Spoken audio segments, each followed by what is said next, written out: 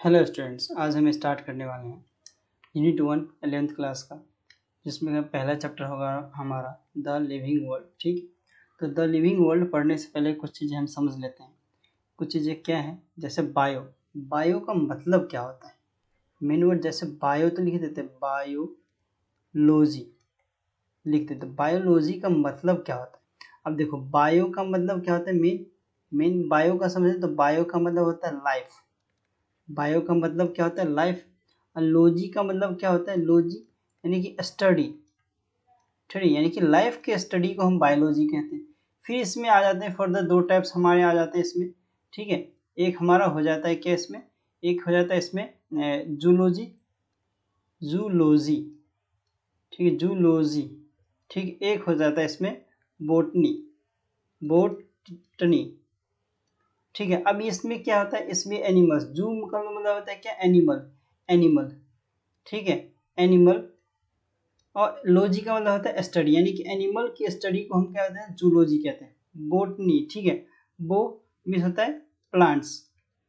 Plants, ठीक है, plants. और टनी का मतलब, एनी का मतलब होता है यानी कि प्लांट्स की स्टडी को हम बोटनी कहते हैं। ठीक है, तो बायोलॉजी का मतलब कहता है लाइफ स्टडी, यानी कि लाइफ की स्टडी। अब लाइफ में क्या आता है? लिविंग थिंग भी में प्लांट्स भी आ जाते हैं और एनिमल्स भी आ जाते हैं, इसलिए बायोलॉजी। ठीक है, इसके बाद हम यूनिट 1 स्टार्ट करते हैं। यूनिट 1 में हमारा सबसे पहला चैप्टर होगा द लिविंग वर्ल्ड। अब यूनिट 1 में पढ़ने से पहले हम ये यूनिट 1 का जो कुछ समरी दे रखा है वो हम पढ़ लेते हैं। जैसे diversity in the living world. अब डाइवर्सिटी इन लिविंग वर्ल्ड हम क्यों पढ़ते हैं? ठीक है, क्यों सबसे पहले क्यों पढ़ते हैं ये है आता है। तो biology is the science of life forms and living process. अब बायोलॉजी क्या साइंस है? किसका? लाइफ फॉर्म्स का। मैंने जैसे बायोलॉजी का मतलब बताया, bio means life, logy means study, यानी कि लाइफ के स्टडी को बायोलॉजी कहते हैं। ठीक है, and living process in living world comprise an amazing diversity of living organisms। अब क्या होता है? लिविंग वर्ल्ड है। अब लिविंग वर्ल्ड में हम कंप्राइज अमेजिंग डाइवर्सिटी, यानी अलग अलग तरीके के डाइवर्सिटी के बारे में पढ़ते हैं। ठीक है, early man could easily perceive the difference between inanimate। अब inanimate का मतलब हो गया लाइफलेस। लाइफलेस यानी कि लाइफलेस यानी कि लाइफलेस, लाइफ नहीं है। ठीक है, जैसे matter and living organisms. Early man defined some inanimate matter. Inanimate matter जैसे जिसमें लाइफलेस है, जिसमें लाइफ नहीं है, जैसे विंड हो गया, विंड, सी, ठीक है, फायर, ये सेक्टर, ये सब चीज में क्या लाइफलेस प्रोसेस है ये सब। Some among the animals and plants, ठीक है, कुछ इसमें से एनिमल्स भी है, कुछ प्लांट्स भी है। A common features for all such forms of inanimate and animate. Inanimate होता है लाइफलेस प्रोसेस, एनिमिनेट होता है लाइफ, जिसमें लाइफ होता है, ऑब्जेक्ट्स। वह सेंस ऑफ अवे, ठीक है, अभय मतलब होता है बहुत भयानक तरीके से। फियर डेट इवोक्ड यानी बहुत भयानक तरीके से होता है, उसके बारे में कहते हैं। The description of living organisms including human beings began much later in human history. Societies which indulge anthropocentric, ठीक है, view biology could register limited process in biological knowledge। कुछ लिमिटेड प्रोसेस होते हैं बायोलॉजिकल में, उसके बारे में जानेंगे। जैसे सिस्टमेटिक हो गए, सिस्टमेटिक एंड मोनोमेंटल। सिस्टमेटिक होता है कोई तरीका होता है, पूरा तरीका होता है। मोनोमेंटल डिस्क्रिप्शन, यानी मोनोमेंटल कोई चीज़, पुरानी चीज़ है, उसके डिस्क्रिप्शन देके हम उसके लाइफ का पता लगा सकते हैं। ठीक है, necessity forms brought in out of necessity detail systems for identification. अब आइडेंटिफाई करते हैं कोई चीज़ का, फिर नोमेनक्लेचर करते हैं। नोमेनक्लेचर यानी कि नेमिंग करना, इस चैप्टर में पढ़ेंगे लिविंग वर्ल्ड में। इसमें क्लासीफाई, फिर क्लासीफाई करते हैं। ठीक है, the biggest spin off the such studies was the recognition of the sharing of similarity. अब कुछ शेयरिंग सिमिलरिटीज होती है, उसके बारे में शेयर करते हैं लिविंग ऑर्गेनिजम्स में। जैसे बोथ कोई हॉरिजॉन्टली है तो वर्टिकली कुछ शेयरिंग करते हैं उसके, मतलब सिमिलरिटीज के, सिमिलरिटीज क्या क्या है। ठीक है, that all present day living organisms are related to each other and also to all organisms that ever lived on earth। यानी कि लिविंग organisms बहुत पहले से हमारी धरती पर रहते हैं, तो उसके बारे में हम और भी कुछ जानेंगे। ठीक है, was relation was humble man the led to the culture movements और conservation of biodiversity। कुछ हमारे जो कल्चर है उसके हिसाब से हम उसको कंजर्व कैसे करेंगे, अपने बायोडाइवर्सिटी यानी कि अपने वातावरण को कैसे कंजर्व करेंगे। ठीक है, in the following chapters, this unit, you will get a description including classification of animals and plants, taxonomy perspective। तो फिलहाल कुछ नहीं इसमें, इसमें ज़्यादा कुछ नहीं, इसमें से ज़्यादा क्वेश्चन भी नहीं पूछते। ठीक है, मतलब क्वेश्चन ना के बराबर इसमें से पूछा जाता है। ठीक है, तो हम आगे बढ़ते हैं। आगे हम एक साइंटिस्ट के बारे में पढ़ेंगे। ठीक है, साइंटिस्ट, इसका नाम है बॉर्न, ठीक है, अर्नेस्ट मेयर। ठीक है, अब इनका जन्म कब हुआ था? देखो, इनका जन्म हुआ था 5 जुलाई 1904 को। ठीक है, कैम्पटन जर्मनी में। अर्नेस्ट वेयर नाम था इनका। The Harvard University evolutionary biologist who has been called the, अब इन्होंने हार्वर्ड यूनिवर्सिटी से इवोल्यूशनरी बायोलॉजिस्ट किया, फिर उनको कहा जाता है द डार्विन ऑफ 20, यानी कि कब का डार्विन, 20th सेंचुरी का डार्विन कहा जाता है उनको, ठीक है, क्योंकि उन्होंने बहुत सारे काम किए इन्होंने, ठीक है। 100 greatest scientist of all time mayor join the Harvard faculty of arts and science, तो 100 से भी ज़्यादा ग्रेटेस्ट साइंटिस्ट थे जो उन्होंने हार्वर्ड फैकल्टी आर्ट्स और साइंस को ज्वाइन किया था। कब, 1953, एंड रिटायर, ये 1950 इन्होंने ज्वाइन किया था 1953 में, और रिटायर हुए 1975 में। एज्यूमिंग दैट, इनको टाइटल दिया गया वहीं पर, कहाँ पर, हार्वर्ड यूनिवर्सिटी में इनको एक टाइटल दिया गया, Alexander Agassiz professor of zoology emeritus, ठीक है। इनको ये सर नेम दिया गया था, जैसे पैर से बुलाते हैं तो इनको पैर से ही बुलाते थे। Through out his early 80 years career, उन्होंने 80 साल के अपने करियर में रिसर्च में उन्होंने किस किस चीज़ पे रिसर्च किया था, ऑर्थोलॉजी पे, टेक्सोनॉमी, जू जियोग्राफी पे, इवोल्यूशन पे, सिस्टमैटिक्स पे, and the history and the philosophy of biology पे इन्होंने क्या किया था, रिसर्च किया था। He almost single handedly made the origin of species diversity the central questions evolutionary biology, इन्होंने इवोल्यूशनरी बायोलॉजी पे भी रिसर्च किया था, ठीक है। इन्होंने इसके साथ इवोल्यूशनरी बायोलॉजी पे भी रिसर्च किया था, ठीक है। डेट टुडे, जो हम आज पढ़ते हैं, he also pioneered the currently accept definition, उन्होंने बायोलॉजी के कुछ स्पेशल दिए थे, ठीक है। मेयर वाज अवार्ड, इनको प्राइज भी दिए गए, 3 प्राइजेस दिए गए, कौन कौन से, एक ट्रिपल क्राउन प्राइज, ठीक है, बायोलॉजी में बल्जन प्राइज 1983 में, इंटरनेशनल प्राइज फॉर बायोलॉजी के लिए 1994 में दिया गया। In the Crafoord prize in 19 Crafoord prize दिया गया 1999 में। मेयर डाइड एट द 100 साल तक, यानी कि 100 साल तक जिंदा, यानी कि 1 शताब्दी तक, 2004 में इनकी डेथ हुई, ठीक है। तो अब हम इस चैप्टर की शुरुआत करते हैं, देखो, ठीक है, इस चैप्टर की हम शुरुआत करते हैं। हमारे चैप्टर का नाम है द लिविंग वर्ल्ड। अब द लिविंग वर्ल्ड हमारे चैप्टर का नाम है, ठीक है। तो इस चैप्टर का नाम लिविंग वर्ल्ड क्यों पड़ा, अब लिविंग वर्ल्ड यानी कि हम लिविंग वर्ल्ड के बारे में कुछ चीज़ें जानेंगे, तो लिविंग वर्ल्ड में वो चीज़ हमारे लिए ज़रूरी है या नहीं है उसके बारे में हम पढ़ते हैं, ठीक है। तो लिविंग वर्ल्ड के बारे में हम अच्छे से जानेंगे, तो यहाँ से हम रीडिंग करेंगे एनसीईआरटी का लाइन टू लाइन, जहाँ पे क्वेश्चन पूछा जाएगा वहाँ पे हम क्वेश्चन मार्क लगा दूंगा, ठीक है। जो पूछा भी गया नहीं पूछा गया तो नेक्स्ट टाइम पूछ सकता है, वहाँ से क्वेश्चन बन सकते हैं, ठीक है। तो यहाँ से मैं हम पढ़ना स्टार्ट करते हैं। How wonderful is the living world, मतलब बोला है हाउ वंडरफुल, यानी कितना अच्छा है हमारा लिविंग वर्ल्ड जो है, यहाँ पे हम रहते हैं वो कितना अच्छा है। तो वाइड रेंज, यानी कि वाइड मीन्स करते बहुत दूर तक फैला हुआ, लिविंग टाइप्स ऑफ अमेजिंग, बहुत दूर तक फैला हुआ है। जैसे जैसे हम अपना लिविंग ऑर्गेनिजम्स देखें, लिविंग लाइफ देखें, तो हमारा वाइड रेंज में जैसे कितने पहाड़ हैं, नदियां हैं, तालाब है, समुद्र है, झील है, कितने दूर तक फैला हुआ है, ठीक है। The extraordinary habitats in which we finding living organisms, तो एक्स्ट्रा ऑर्डिनरी कुछ हमने फाइंड किया, जैसे इट कोल्ड माउंटेन्स हमने फाइंड किया, मैंने जो बताया, जैसे कोल्ड माउंटेन्स हो गया, डेट इज कोल्ड माउंटेन्स यानी कि ठंडी पहाड़ियाँ, जिससे बर्फीला जैसे अंटार्कटिका रीजन बोल सकते हैं। डेडिशियस फॉरेस्ट हो गया, ठीक है, जहाँ घने जंगल हो गए। ओशंस हो गए, फ्रेश वाटर लेक्स हो गए, झील झरने हो गए, रेगिस्तान हो गए, हॉट स्प्रिंग्स हो गए। लीव अस द स्पीचलेस, तो इन सब के बारे में जितना भी बोले उतना ही कम है, स्पीचलेस, ठीक है। The beauty of galloping horse, of the galloping horse का मतलब होता है कि दौड़ते हुए घोड़ा कितना अच्छा लगता है देखते हुए, ठीक है। द माइग्रेटिंग बर्ड, यानी कि माइग्रेटिंग बर्ड, पक्षी एक जगह से दूसरी जगह उड़ के चले जाते, कितना अच्छा लगता है देखते हुए, आवाज निकालते हुए, ठीक है। द वैली ऑफ फ्लावर्स, अब वैली यानी कि वैली में से वादियों में जो फ्लावर रहते हैं कितने अच्छे लगे। Attacking the sharks walks and away and deep sense of wonder, ठीक है। The ecological conflict, the cooperation among members of population and among population of community or even the molecular traffic inside the cell make deflect, इसमें कुछ important नहीं इसलिए मैं read करते जा रहा हूँ, कुछ बताने वाला होगा तो मैं जरूर बताऊंगा। व्हाट इन डेड लाइफ, ठीक है। तो in this questions has two implicit questions within the first is technical one and 6 answer to what is living as opposed to the non living, ठीक है। The second is the philosophical one, ठीक है। पहले word में, ठीक है, दूसरे word में फर्क है ना। तो फिलोसफिकली कहा जाता है 1 and 6 answer to what proposal, तो हमें जीवन की जरूरत क्या है, लाइफ की जरूरत क्यों है। As a scientist we shall not attempt answering the second question, तो साइंटिस्ट इस क्वेश्चन का जवाब नहीं देंगे थे सेकंड वाले का, जो फिलोसफी पूछा गया कि हमें जीवन जीने की जरूरत क्या है, नहीं भी जिएंगे तो चल जाएगा। We will try to reflect what is living, तो इस पे हमारा एक 1.1 है, इसमें हम व्हाट इज लिविंग, लिविंग क्या है, लिविंग लाइफ है, लिविंग, ठीक है। अब देखो मैंने पहले से अंडरलाइन करके रखा है तो मैं बताऊंगा इसमें, ठीक है। We when we try to define living, हम ट्राई करेंगे यानी कि हम मतलब कोशिश करेंगे लिविंग को डिफाइन करने की, ठीक है। हम एक्यूरेट तो नहीं कह सकते, लेकिन हम कोशिश करेंगे कि हाँ ये मतलब लिविंग का मतलब ये होता है, ठीक है।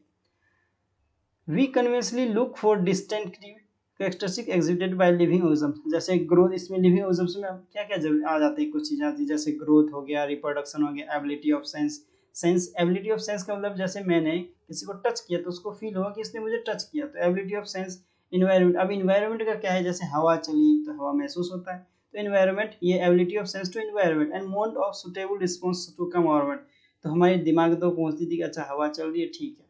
Immediately as a unique features of living, immediately पता चल जाता है ये कि यूनिक फीचर्स है हमारे बॉडी में, ठीक है। लिविंग ऑर्गेनिज्म्स का एक तरह से one can add a few more features, ऐसे और भी फीचर्स ऐड किए गए, जैसे मेटाबॉलिज्म हो गया। मेटाबॉलिज्म क्या होता है मैं पढ़ाऊंगा आगे। ये sum of all chemical reaction in our body is called as metabolism. Metabolism जितने होते हैं ना, अभी इसको आगे डिफाइन करेंगे, ठीक है। Ability of sense to reflect, यानी कि ability of sense to reflect replicate, यानी कि हम एबिलिटी इतनी होने की, जब मैंने जैसे टच किया, ठीक है, तो टच किया तो क्या हुआ, सेंस हुआ, उसके दिमाग तक मैसेज पहुंचा कि किसी ने मुझे टच किया, तो रिफ्लेक्ट रिस्पॉन्स करेगा, ठीक है। सेल्फ ऑर्गेनाइज यानी कि खुद सोचेगा, खुद समझेगा सही क्या सही है क्या गलत है। इंटरेक्ट एंड इमरजेंस, इंटरेक्ट करेगा अपने नेचर के साथ, इंटरेक्ट करेगा, इमरजेंस करेगा टू दिस लिस्ट। इन्हीं सब को हम क्या करें, एक एक करके डिफाइन करके पढ़ेंगे। Let us try to understand each of this, ठीक है। हम पढ़ समझेंगे इसको एक एक करके। जैसे हम सबसे पहले समझते हैं द लिविंग ऑर्गेनिज्म्स ग्रो। अब क्या लिविंग ऑर्गेनिज्म्स ग्रो करता है, क्या ये जरूरी है लिविंग ऑर्गेनिज्म्स, क्या डिफाइनिंग प्रॉपर्टी है, हाँ या नहीं, तो इसका हमें जवाब ढूंढना है। तो ऑल लिविंग ऑर्गेनिज्म्स ग्रो, और क्या सारे लिविंग ऑर्गेनिज्म्स ग्रो करते हैं, तो ये कोई जरूरी नहीं है कि सारे लिविंग ऑर्गेनिज्म्स ग्रो भी करें, ठीक है। क्यों, increase in mass, increase in number of individuals are twin characteristics of growth. अब जरूरी तो ये इंक्रीज मास जब इंक्रीज करेगा तो increase in number of individuals भी बढ़ेगा, उसके कैरेक्टरिस्टिक्स की ग्रोथ भी बढ़ेगी, ठीक है। ये मल्टी, जैसे हम लोग क्या है, मल्टी सेलुलर है, मल्टी सेलुलर यानी कि many cells, more than one cells है, ठीक है। तो मोर देन वन सेल्स है हमारे में, ठीक है। अब क्या होता है, देखो क्या होता है, तो a multi cellular organisms, cellular organisms grow by cell. अब मल्टी क्या होता है, एक सेल होता है, एक सेल्स होता है। अब एक सेल से कितने सेल बनते हैं, एक सेल से दो सेल बनते हैं, दो सेल, फिर दो सेल्स एक से, फिर इससे कितने बनते हैं, फिर इससे फिर फर्दर दो बनते हैं, फिर ऐसे क्या कहा जाता है कि एक सेल से दो सेल बना, दो से चार बना, चार से आठ बना, ऐसे सेल डिवीजन होते जाता है, ठीक है। सेल डिवीजन होता है, तो ये किस में होता है, लिविंग में होता है सेल डिवीजन। तो ये क्या जरूरी है या नहीं जरूरी है, ठीक है। तो इन प्लांट्स में सबसे पहले देखते हैं, in plants this growth by cell division occurs continuously throughout the. अब प्लांट्स में क्या होता है, सेल डिवीजन कंटिन्यूअसली उसके पूरे जीवन भर तक होता रहता है, जब तक वो प्लांट सूख के मतलब मर ना जाए, यानी कि डेथ ना कर जाए, ठीक है। तो प्लांट्स में आया बात, ठीक है। एनिमल्स में क्या होता है, in animals this growth is seen only up to a certain, animals में एक कुछ सर्टेन एज ही होता है, जैसे 21 ईयर्स के हम कह देते हैं, सर्टेन एज हो 18 टू 21 ईयर्स के बाद उसकी हाइट सेल ग्रोथ बढ़ जाती है, फिक्स हो जाती है। However cell division occurs in certain tissue to replace lost cells, यानी कि सेल डिवीजन क्या होता है, जो हमारे सेल्स खराब हो जाते हैं ना, उससे रिप्लेस हो जाती है, यानी कि जैसे हमें कहीं जल वल गए, घाव हो गया, तो वहां से रिप्लेस होकर उसको सही कर देता है, ठीक है। अब यूनिसेलुलर देखो, हम तो मल्टी सेलुलर है, ठीक है। यूनिसेलुलर ऑर्गेनिज्म्स में क्या होता है, unicellular organisms grow by cell division. अब यूनिसेलुलर ऑर्गेनिज्म भी सेल डिवीजन से ही ग्रो करता है।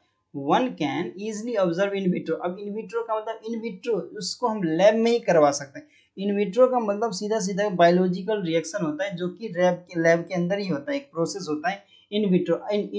इन के अंदर विट्रो यानी कि टेस्ट ट्यूब के अंदर एक बायोलॉजिकल रिएक्शन होता है, करवाते हैं, ठीक है। तो इन विट्रो का मतलब ये होता है, इन विट्रो यानी कि लैब के अंदर एक बायोलॉजिकल प्रोसेस होती है, जो कि हम टेस्ट ट्यूब के अंदर करवाते हैं, जैसे काफ़ी चीज़ों में करवाते हैं, जैसे आईवीएफ में करवाते हैं, इन विट्रो फर्टिलाइजेशन करवाते हैं ना, तो वो ठीक है। तो कल्चर, जैसे इसमें भी कुछ कहा गया था, culture by simply counting the number of cell under the microscope. तो मैं क्या करते हैं इन विट्रो में, कि जितने सेल्स हम लेते हैं ना, उसको माइक्रोस्कोप के अंदर, इलेक्ट्रॉन माइक्रोस्कोप के अंदर हम सेल को गिन लेते हैं, ठीक है। इन मेजॉरिटी जो अच्छे वाले सेल्स होते हैं उसको निकाल लेते हैं। In majority of higher animals and plants, growth and reproduction are mutually exclusive. अब हायर प्लांट्स जितने भी हैं, जितने भी हायर प्लांट्स हैं, हायर एनिमल्स हैं या हायर प्लांट्स हैं, उसमें क्या होता है, म्यूचुअली एक्सक्लूसिव का मतलब म्यूचुअली एक्सक्लूसिव का मतलब होता है कि उसमें ग्रोथ और रिप्रोडक्शन दोनों अलग अलग होता है, हायर एनिमल्स या प्लांट्स जितने भी होते हैं। लेकिन वही अगर लोअर एनिमल्स या प्लांट्स हैं, ठीक है, तो उसमें क्या रिप्रोडक्शन का मतलब ही होता है ग्रो, या रिप्रोडक्शन या ग्रोथ का मतलब ही होता है रिप्रोडक्शन होना, ठीक है, जैसे यूनिसेलुलर की बात कर ले तो, ठीक है। तो ये लाइन इंपॉर्टेंट है, जो डार्क मैंने हाईलाइट की वो इंपॉर्टेंट है, ठीक है। One must remember that increase in body mass is considered as a growth, ठीक है। कोई जरूरी नहीं है कि अगर बॉडी की मास बढ़ जाए तो ग्रोथ मतलब कहलाएगा कि वो लिविंग ऑर्गेनिज्म्स का कैरेक्टर है, नहीं, ग्रोथ नहीं आता इसमें, ठीक है। वन मस्ट हम कहते हैं, हाँ, non living objects also grow, non living objects also grow करते if we take increase in body mass as a criterion for growth. जैसे माउंटेन्स हो गए, बॉल्डर्स हो गए, ठीक है, सैंड मॉन्ट्स हो गए, ये सब ग्रो करते हैं, ठीक है, टाइम टू टाइम। अब कैसे ग्रो करते हैं, अब देखो कैसे ग्रो करते हैं। अब देखो माउंटेन्स क्या हो गया, परत यानी कि लेयर जमती जाती है, लेयर एक के बाद एक लेयर आती जाएगी, तो माउंटेन्स का साइज भी बढ़ेगा, बोल्डर्स का भी, सैंड माउंट्स का भी बढ़ेगा, तो ठीक है। However this kind of growth exhibited, this इस काइंड के ग्रोथ को क्या कहते हैं, non living objects is accumulation of material on the surface, ठीक है। नॉन लिविंग ऑब्जेक्ट्स उस पर आके रहने लगे थे, तो क्या होता है वो, अब ये लिविंग में तो नहीं है लेकिन नॉन लिविंग में आ गया ना, तो इसलिए ये कोई जरूरी नहीं है कि ये ग्रोथ हमारा एक कैरेक्टरिस्टिक्स ही है किसका, लिविंग ऑर्गेनिज्म्स का, ठीक है। तो ग्रोथ नहीं भी होगा, अगर स्टेबल हो जाएगा फिर भी सही है, तो मतलब लिविंग लाइफ तो सर्वाइव कर रहा है ना, ठीक है। In living organisms growth from inside, अब ग्रोथ फ्रॉम इनसाइड हो गया, अंदर की तरफ सेल डिवीजन होता है, ग्रोथ। अब growth therefore can not be taken as a defining property, ये बहुत इंपॉर्टेंट क्वेश्चन है, यहाँ से क्वेश्चन पूछा है। Growth can therefore can not be taken as a defining property of living organisms, तो ये यहाँ पे ध्यान देना, ठीक है। ये पूछा गया क्वेश्चन, ठीक है। तो अब बहुत लोगों को क्या होता है, इन्होंने नहीं पढ़ा एनसीईआरटी तो लगा देते हैं ग्रोथ, हाँ भाई ग्रोथ हो रहा है तब तो क्या है, प्रॉपर्टी है ना उसकी, क्या, किसकी, लिविंग ऑर्गेनिज्म्स की प्रॉपर्टी है, लेकिन एक्चुअल में नहीं है, एक्चुअल में नहीं है, ठीक है। देखो conditions under which it can be observe in all living organisms to be explained, then the we understand that it is a characteristic of living system. A dead organism does not, अब dead organisms grow करता है, बिल्कुल नहीं करता, बिल्कुल नहीं करता, ठीक है। ये हो गया। इसके बाद हम पढ़ते हैं रिप्रोडक्शन, क्या, अब दूसरा, ये तो हमारा था पहला, अब ये हमारा आ गया दूसरा, ठीक है। दूसरा क्या, रिप्रोडक्शन लिविंग ऑर्गेनिज्म्स का कैरेक्टरिस्टिक्स है या नहीं है, तो reproduction likewise is a characteristics of living organisms. In multicellular organisms, reproduction refers to the production of progeny processing features more or less similar to those parents. अब वो depend करता है कि मोर और लेस सिमिलर पेरेंट्स हैं या नहीं है, ठीक है, प्रोजेनी उसकी कैसी है, ठीक है। Invariably and implicitly we refer to sexual reproduction. Sexual reproduction में अब क्या, किसकी, दो पेरेंट्स की जरूरत होती है, एक मेल और फीमेल पेरेंट्स की जरूरत है, लेकिन वही एसेक्सुअल में एक ही पार्टनर की जरूरत होती है, ठीक है। तो organisms reproduce asexual means also, अब एसेक्सुअल में से आल्सो क्या है, जैसे फंजाई हो गया, फंजाई हो गया, fungi multiply and spread easily, अब फंजाई मल्टीप्लाई करता है, ठीक है, मतलब डिवीजन करता है अपने आप का, सेल डिवाइड करता है, and spread easily, millions of asexual spores में अपने आप को ला लेता है, कौन, फंजाई। ये क्वेश्चन यहाँ से पूछ सकता है कि फंजाई रिप्रोडक्शन में आता है या नहीं आता, आता है तो किस में आता है, एसेक्सुअल में। फंजाई को तो हम अच्छे से और आगे पढ़ेंगे, ठीक है, इसमें कोई दिक्कत नहीं है, ठीक है। In lower organisms like yeast, अब जैसे यीस्ट एंड हाइड्रा की बात करें, yeast and hydra we observe तो बर्डिंग, यीस्ट हाइड्रा किससे आते हैं, बर्डिंग से आते हैं, तो हम लिख सकते हैं यहाँ पे यीस्ट, ठीक है, एंड हाइड्रा, हाइड्रा, ठीक है, ये किससे करते हैं, ये बर्डिंग प्रोसेस है, अपने आप को डिवाइड करते हैं, सेल डिवीजन, बर्डिंग प्रोसेस, ठीक। तो ये याद सकते हैं, पूछ सकता है कि ईस्ट और हाइड्रा में कौन सा डिवीजन होता है, कौन सा रिप्रोडक्शन होता है, तो क्या होता है, बर्डिंग होता है, बर्डिंग से ये सेक्सुअल में बर्डिंग में आता है, ठीक। इन प्लेनेरिया, अब प्लेनेरिया बहुत अच्छा है, ठीक है, देखो इस प्लेनेरिया को, फ्लैट वर्म्स होता है planaria, we observe the true regeneration. अब ट्रू रिजनरेशन क्या होता है, इसमें रिजनरेट कर लेता है, अगर कोई पार्ट इसका कटवट गया या कुछ हो गया, डैमेज हो गया, तो ये रिजनरेट कर लेता है, जैसे अगर छिपकली में कहते हैं ना, छिपकली की पूंछ अगर कट जाए तो रिजनरेट करके दोबारा पूंछ आ जाती है, ठीक है, तो वैसे ही हो जाता है, ट्रू रिजनरेशन होता है इसमें, ठीक है। फ्रेगमेंटेड पार्ट्स हो जाती है, लॉस्ट पार्ट अब इसमें फ्रेगमेंट हो जाए, जैसे अगर प्लेनेरिया है कोई, अब प्लेनेरिया को हम अगर काट दें, ठीक है, अलग अलग कर दे प्लेनेरिया के सारे पार्ट्स, जैसे इतना बड़ा पार्ट्स हमारा जैसे प्लेनेरिया का है, ठीक है, देखो यहाँ पे प्लेनेरिया है, जैसे ये मान लेते हैं प्लेनेरिया है हमारा, ठीक है, इसको ये ऐसे काट दिया, तो सारे पार्ट्स, एक दो तीन चार, जितने भी पार्ट्स होंगे ना, तीन चार, सब अपने आप को रिजनरेट करके पूरा एक्चुअल साइज में लेके आ जाएगा, ठीक है। Regenerates lost part of the body becomes new organisms, और नया ऑर्गेनिज्म्स बना लेगा, यानी कि ये अलग फॉर्म बनेगा, ये अलग, आप अपने आप को एकदम planaria as it is planaria की तरह बना लेगा, ठीक है, जैसा होना चाहिए। The fungi, the filamentous algae the protonema of Moses all easily multiply by fragmentation. देखो फ्रेगमेंटेशन से कौन कौन से आते हैं, फिलामेंटस एल्गी आ गए, प्रोटोनिमा ऑफ मोसेस आ गए, सब फ्रेगमेंट्स। फ्रेगमेंट्स का मतलब क्या था, फ्रेगमेंट बना लेते हैं कुछ, ठीक है। When it comes to unicellular organisms, जैसे यूनिसेलुलर ऑर्गेनिज्म्स कौन कौन से, लाइक बैक्टीरिया हो गए, यूनिसेलुलर एल्गी हो गया, एल्गी में, और अमीबा हो गया। Reproduction synonyms with growth, increase in number of, अपना नंबर सेल्स का नंबर इंक्रीज करते हैं। यूनिसेलुलर है तो अपना यूनिसेलुलर सिंगल सेल में ही काम करते हैं, ठीक है। We have already defined growth as equivalent to increase in cell number और मास, ठीक है। Hence we notice that a single cell organisms we are not very clear about the uses of two terms growth and, अब कह रहा है कि single cell organisms के लिए क्या हम ये टर्म यूज करें तो अच्छा लगेगा या नहीं लगेगा, क्या ग्रोथ या रिप्रोडक्शन यूज करें तो अच्छा लगेगा नहीं। Further there are many organisms, तो ऐसे बहुत सारे ऑर्गेनिजम्स हैं जिसके हम मतलब बात कर सकते हैं। जैसे डू नॉट रिप्रोड्यूस म्यूल्स। अब म्यूल्स क्या होते हैं, म्यूल्स, ठीक है, म्यूल्स क्या रिप्रोड्यूस नहीं करते। आप देखो स्टाइल होते हैं, स्टाइल वर्कर बीज हो गए, इनफर्टाइल ह्यूमन कपल्स हो गए। अब देखो म्यूल के बारे में देखो एक कहानी, ठीक है, छोटी सी कहानी, ठीक है। म्यूल कैसे होता है, देखो म्यूल कैसे बनता है। म्यूल, म्यूल क्या बनता होता है, देखो म्यूल, अब क्या होता है, देखो ये हो गया मेल डंकी को लेके, मेल, इसमें मेल डंकी आता है, ठीक है, मेल डंकी आया, और इसमें क्या plus female horse, female horse, इन दोनों के कॉम्बिनेशन से क्या होता है, म्यूल बनता है, ठीक है, म्यूल बनता है। इन दोनों के कॉम्बिनेशन से क्या होता है, म्यूल बनता है। तो पहले एग्जाम में जब स्टेट्स बोर्ड के एग्जाम हुआ करते थे, स्टेट्स एपएमटी हुआ करते थे, तब इस पीएमटी इसमें तो पूछा जाता था क्वेश्चन, ठीक है, अभी भी पूछ सकता है, ठीक है, अगर हिंट दे दिया तो कुछ भी एनटीए पूछ सकता है, ठीक है। तो इसमें ये हो गया म्यूल। अब वैसे देखो हिनी, एक हिनी म्यूल आता है, वैसे हिनी भी आता है, हिनी। अब हिनी कैसे बनता है, हिनी, इसमें ठीक उल्टा होता है, इसमें मेल हॉर्स लिया जाता है, मेल हॉर्स, ठीक है, मेल हॉर्स, देख मेल हॉर्स लिया जाता है इसमें, अब फीमेल डंकी लिया जाता है, इसमें फीमेल डंकी लिया जाता है और हिनी बन जाता है। तुमने देखा होगा, मतलब घोड़े के जैसे दिखने वाला एक खच्चर होता है, ठीक है, एक घोड़े मतलब खच्चर के जैसा दिखने वाला एक घोड़ा होता है, ऐसे होता है, ठीक है, उसकी पूंछ से लग जा दिख जा पता चल जाता है, ठीक है। हेंस रिप्रोडक्शन, अब इसलिए क्या होता है, reproduction can not be an all inclusive defining characteristics of living. तो रिप्रोडक्शन भी क्या है, डिफाइनिंग कैरेक्टरिस्टिक्स नहीं है, ठीक है। अब देखो क्यों पता है ना, जैसे किसी की हाइट अगर छोटी रहेगी, किसी की हाइट अगर छोटी रहे, कोई बोना रहेगी, किसी की हाइट छोटी रहेगी, अगर उसमें सेल डिवीजन नहीं हो रहा तो ग्रोथ नहीं होगा, ग्रोथ नहीं होगा तो क्या वो सर्वाइव नहीं करेगा, सर्वाइव करेगा, ठीक है, रेस्पिरेशन तो करें, ब्रीथिंग तो करें, तो रिप्रोडक्शन, ठीक है, तो ये हो रहा है। रिप्रोडक्शन जरूरी नहीं है। अब देखो रिप्रोडक्शन, रिप्रोडक्शन क्या है, अगर कोई जैसे ट्रांसजेंडर है, ट्रांसजेंडर है, ट्रांसजेंडर, ठीक है, जैसे हम गे किन्नर कह देते हैं, ठीक है, ट्रांसजेंडर है, तो ट्रांसजेंडर तो अगर सेक्सुअल रिप्रोडक्शन तो करेंगे नहीं, रिप्रोडक्शन तो करते करते नहीं, लेकिन वो सर्वाइव तो करते हैं ना लाइफ, सर्वाइव तो करते हैं ना लाइफ, तो इसलिए रिप्रोडक्शन डिफाइनिंग प्रॉपर्टी में नहीं आता है, किसके, लिविंग ऑर्गेनिजम्स में। Of course no non living organisms capable of reproducing और रिप्लेटिंग इटसेल्फ, ठीक है, ये हो गया। अब तीसरा आ गया, देखो तीसरा क्या है, मेटाबॉलिज्म आता है इसमें।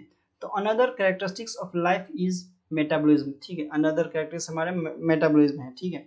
तो ऑल लिविंग ऑर्गेनिजम्स, इसको थोड़ा ऊपर कर लेते हैं, तो ऑल लिविंग ऑर्गेनिजम्स में आर मेड अप ऑफ, सारे लिविंग ऑर्गेनिजम्स पता है कि केमिकल से बने हैं, ठीक है। अब डिफरेंट डिफरेंट केमिकल्स है, जैसे केमिकल्स हो गए, कुछ बड़े भी होते हैं कुछ छोटे भी होते हैं केमिकल्स, जैसे smalls and bigs belonging to the various classes, size, function etcetera are constantly being made and changed into some other biochemicals, ठीक है, बायोकेमिकल्स, बायोकेम देखो, बायोमोलिकुल्स, यानी कि लाइफ के प्रोसेस में जो हेल्प करता है मॉलिक्यूल से, बायोमोलिकुल्स कहते हैं, ठीक है।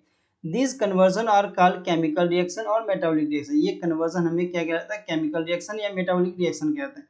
मेटाबॉलिक रिएक्शन, अब मेटाबॉलिक रिएक्शंस क्या होते हैं, जो 10 बहुत सारे केमिकल्स मिलके ना मेटाबॉलिक रिएक्शन कहते हैं, जिसे हम मेटाबॉलिज्म कह देते हैं, ठीक है। There are thousands of metabolic reactions occurring simultaneously inside all living organism. अब थाउजेंड्स ऑफ, कितने थाउजेंड्स ऑफ मेटाबॉलिक रिएक्शंस होते हैं किसके अंदर, लिविंग ऑर्गेनिजम्स के, जितने भी लिविंग ऑर्गेनिजम्स है उसके अंदर, ठीक है। बी दे यूनिसेलुलर, वो यूनिसेलुलर भी हो सकते हैं और मल्टी सेलुलर भी हो सकते हैं, सिंगल सेल वाली और मोर देन सिंगल सेल भी हो सकते हैं, ठीक है। जैसे कुछ आगे जैसे plants, animals, fungi, microbes exhibit metabolism, ये सब में मेटाबॉलिज्म होता है, ठीक है। द सम, अब क्या है मेटाबॉलिज्म की डेफिनेशन देखो क्या होती है, बोर्ड के लिए इंपॉर्टेंट है। ठीक है। The sum of total of all chemical reaction occurring in our body is called as metabolism, इसको कह देते हैं यहाँ पर, ठीक है। जैसे non living objects exhibit metabolism, non living, अब जो नॉन लिविंग होता है ना उसमें मेटाबॉलिज्म नहीं होता है, क्योंकि लाइफ बायो मॉलिक्यूल्स किस में होंगे, जिसमें लाइफ होगा। बायो का मतलब ये होता है लाइफ, जिसमें लाइफ होगा उसमें मेटाबॉलिज्म होगा, यानी कि केमिकल प्रोसेस होगा। जिसमें लाइफ नहीं होगा उसमें मेटाबॉलिज्म नहीं होगा, ठीक है। Metabolic reactions can be demonstrated outside the body in a cell free system. अगर आउटसाइड बॉडी होती है तो सेल फ्री सिस्टम में हो रहा है, ठीक है। सेल फ्री सिस्टम में होगा, यानी कि मतलब इंटरेक्ट करेगा एनवायरनमेंट के साथ। And isolated metabolic reactions outside the body of animals performed in a test tube neither non living और लिविंग, ठीक है। टेस्ट ट्यूब के अंदर किया जाता है। हेंस जैसे इन विट्रो की हम बात कर रहे थे, इन विट्रो की, ठीक है। इन विट्रो बायोलॉजिकल रिएक्शंस होता है कि जो कि लैब में किया जाता है। मेटाबॉलिज्म एक डिफाइनिंग कैरेक्टरिस्टिक्स है किसका, लिविंग ऑर्गेनिजम्स का। विदाउट एक्सेप्शन किसका, isolated metabolic reaction in vitro को कहा था ना। इन विट्रो यानी कि लैब में भी करवा सकते हैं, ठीक है। Not living things but also severely living reactions, ठीक है। इसको लिविंग रिएक्शन कहते हैं। जैसे hence cellular organization of body in is the defining features of life of cellular का मतलब सेल के अंदर जितनी भी प्रोसेस होती है उसे सेलुलर कहते हैं। वो प्रोसेस जितना भी होता है उसे कहते हैं मेटाबॉलिज्म होगी उसके अंदर, ठीक है। ये हो गया, ठीक है। अब पर देखो क्या होता है, यहाँ से हमारा कुछ अलग ही कहानी स्टार्ट होगी। यहाँ पे बहुत इंपॉर्टेंट क्वेश्चंस बनेंगे इस पे, यहाँ से लेके यहाँ तक, ठीक है। Perhaps the most obvious and technically complicated features of all living organisms is the ability to sense their surrounding or environment and respond to environment stimuli which could be physical, chemical or biological। अब मतलब कहने का मतलब क्या है, अगर कोई living things है, ठीक है, वो एबिलिटी है उसमें सेंस की, यानी कि अगर सेंस की यानी कि हम टच करते तो फील होता है कुछ, ठीक है। तो इन्वायरमेंट के साथ या किसी ने स्टिमुलाई किसी ने चोट पहुंचाई, कुछ चोट लगा, खून वून बहा, तो उसे फील होता है कि हाँ, चाहे वो फिजिकली हो, केमिकली हो या biological. We sense our environment through our sense organs, हम अपने हमारे पास कहते हैं सेंस ऑर्गन 5, एनिमल्स के पास 6 होते हैं, ठीक है, ठीक है।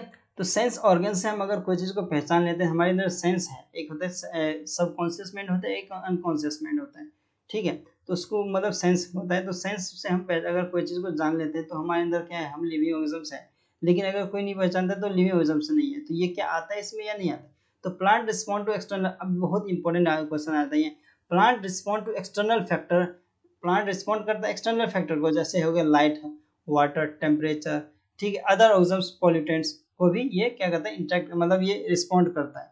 All organisms from the prokaryotic, अब प्रोकैरियोटिक की बात करें, पता है तुम्हें प्रोकैरियोटिक क्या होता है, to the most complex eukaryotic can sense and respond in environment. Prokaryotic नहीं करेगा, ठीक है।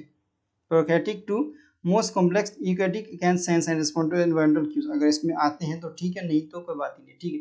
लेकिन यूकैरियोटिक में तो जरूर आते हैं।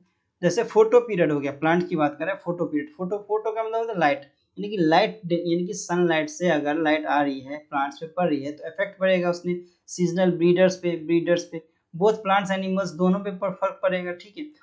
क्योंकि अगर हम देखना 12th क्लास का फर्स्ट चैप्टर पढ़ेंगे तो हम पढ़ेंगे इसमें सीजनल ब्रीडर्स क्या होता है। सीजनल ब्रीडर कुछ मौसम में ही वो मतलब ब्रीडिंग करते हैं, प्रोसेस करते हैं, ठीक है।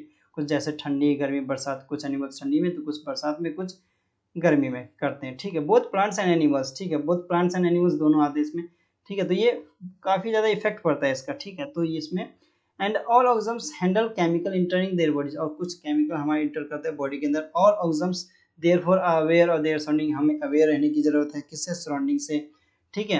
अपने आप को अवेयर रखने की जरूरत है। Human being is the only organisms, human beings एक ऐसा ऑर्गेनिजम्स है जो अवेयर रखता है अपने आप को और सेल्फ कॉन्शियसनेस रखता है। एक देखो सेल्फ कॉन्शियसनेस भी एक क्वेश्चन पूछा गया, यहाँ से क्वेश्चन पूछा गया, क्या कॉन्शियसनेस हमारे डिफाइनिंग प्रॉपर्टी में आता है या नहीं आता है, तो यस आता है, ये क्वेश्चन पूछा गया। तो consciousness therefore becomes a defining property of living organisms, ठीक है। ये क्वेश्चन काफी बार पूछा गया, काफी बार, तो ठीक है। तो ये क्वेश्चन काफी बार पूछा गया, तो इम्पोर्टेंट, मोस्ट इंपोर्टेंट यहाँ से आ जाता है ये लाइन, ठीक है। यहाँ से अगर मैं देखूँ यहाँ तक ये पूरा पैराग्राफ इम्पोर्टेंट है, ठीक है, काफी ज्यादा इम्पोर्टेंट, ठीक है। इसके बाद देखते हैं अगर पेशेंट कोई कोमा में रहेगा तो क्या होगा, ठीक है। तो देखो when it comes to humans, हम ह्यूमन बींग्स पे आते हैं, it is all the more difficult to define the living state. We observe patient lying in coma, अगर हमें पता चलता है कि कोई पेशेंट कोमा में है हॉस्पिटल में, वर्चुअली सपोर्ट किया गया उसको मशीन के थ्रू, उसके हार्ट को रिप्लेस किया और लंग्स को रिप्लेस किया गया मशीन के थ्रू, यानी कि ठीक है लगा देते हैं ना हार्ट पे ऐसे तार से कुछ लगे होते हैं ऑपरेशन थिएटर सब में या आईसीयू सब में, ठीक है। The patient in the otherwise brain dead, लेकिन उसका हार्ट और लंग्स तो काम कर रहे हैं लेकिन ब्रेन डेड है। The patient has no self, उसके अंदर सेल्फ कॉन्शियस नहीं है, तो क्या कहेंगे वो लिविंग है या नहीं नॉन लिविंग है, ठीक है। Are such patients who never come back normal life, तो देखो नॉर्मल आ भी सकता है नहीं भी आ सकता है, तो कह सकते हैं वो लिविंग है, लिविंग है, ठीक है लिविंग है। अगर लिविंग तो है ना, लिविंग कहेंगे उसको, लिविंग कहेंगे इसको, इसका आंसर जवाब मिलता है सीधा सीधा कि वो लिविंग होगा वहां पर, ठीक है, ठीक है। तो in higher classes you will come into know that living phenomena are due to underlying interactions.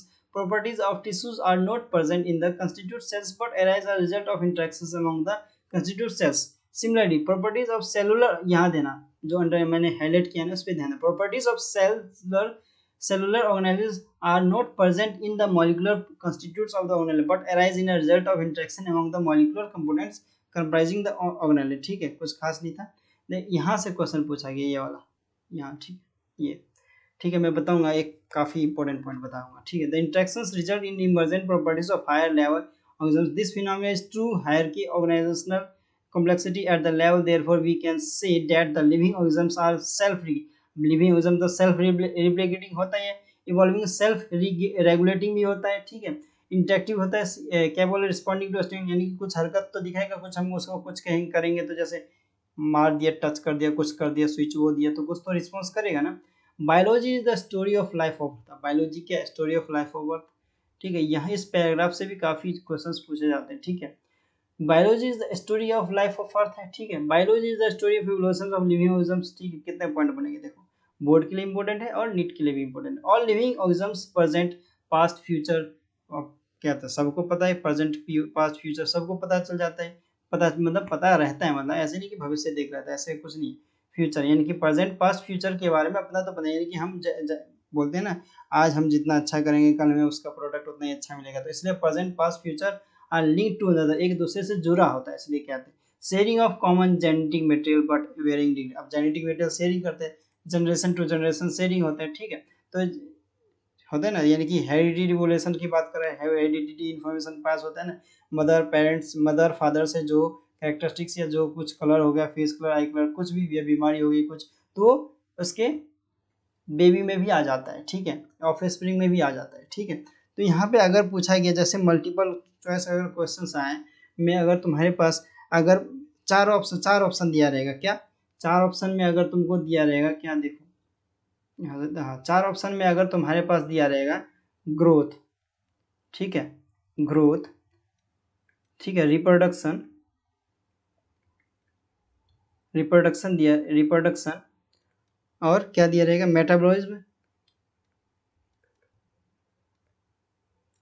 Metabolism, और एक दिया रहेगा क्या कॉन्शियसनेस, इन सब में से अगर दिया रहेगा, इन सब में से अगर कोई सारा ऑप्शन दिया रहेगा तो तुम किसको लगाओगे करेक्ट, पता है, इसको लगाना, तुम कॉन्शियसनेस को करेक्ट लगाना, कॉन्शियसनेस को, ठीक है। अगर बोथ ऑप्शन दे रखा है, अगर बोथ ऑप्शन दे रखा है तब तो इन दोनों को लगाना बोथ, लेकिन अगर बोथ ऑप्शन नहीं दे रखा, ये दोनों, अगर एक सिंगल दे रखा है तो कॉन्शियसनेस को लगाना, ठीक है। ये क्वेश्चंस कई बार पूछा गया, बहुत बार पूछा गया, इसलिए बता रहा हूँ। तो ग्रोथ रिप्रोडक्शन मेटाबॉलिज्म और कॉन्शियसनेस में अगर ये चारों ऑप्शन दिए रखें तो कॉन्शियसनेस लगाना, लेकिन अगर एक ग्रोथ को हटा दिया गया, रिप्रोडक्शन हटा के मेटाबॉलिज्म कॉन्शियसनेस दिया गया तो बोथ ऑप्शन लगाना, बोथ ऑप्शन तुम्हारा सही रहेगा, ठीक है, बोथ टिक लगाना, ठीक है। तो बाकी हम नेक्स्ट लेक्चर में पढ़ेंगे यहाँ से the diversity in the living world, और अभी तक कितना रखते हैं, ठीक है, छोटे छोटे ऐसे ही लेक्चर बनाएंगे, ठीक है, और अच्छे से बनाएंगे। तब तक के लिए thank you and good bye.